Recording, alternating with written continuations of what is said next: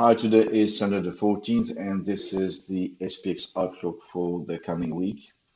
As you have definitely noticed from the last video where I announced that the market would be probably bearish, the market turned around midweek, actually early in the week, broke and this is a 4-hour chart by the way, broke the downward channel and started forming an upward channel, quite visible here, and it went on a runaway bull, still sticking to the upward channel that was forming around here on the 8th.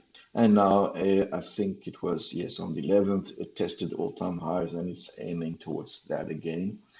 If we plot an expansion pattern, a fib expansion pattern from here, we do have a possible target about 40.20. The strong resistance has moved up to 40.60.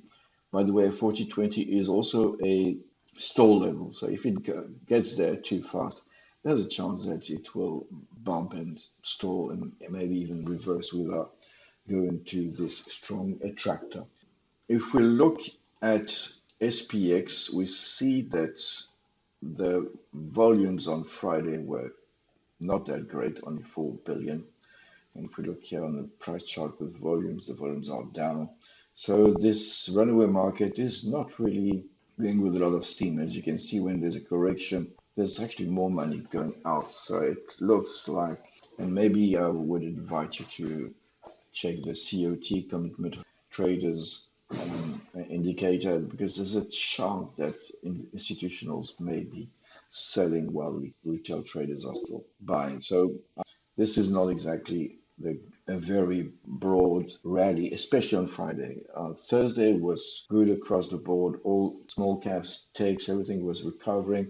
And then on Friday, we had the small caps not doing anything.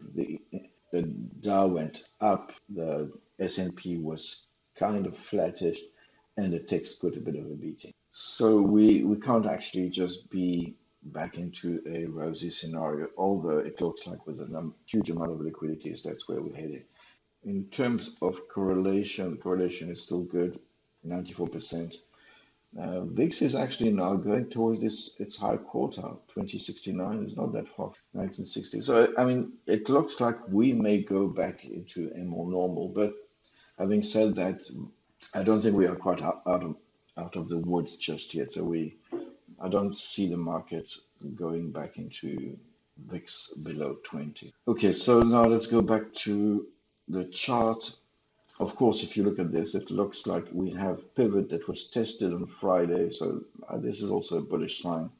And if I plot a fib retracement from here,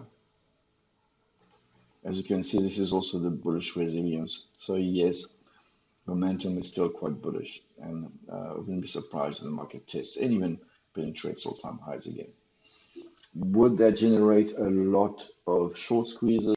I don't know. I don't know. I think the market is definitely ripe for some profit taking, or at least a breather.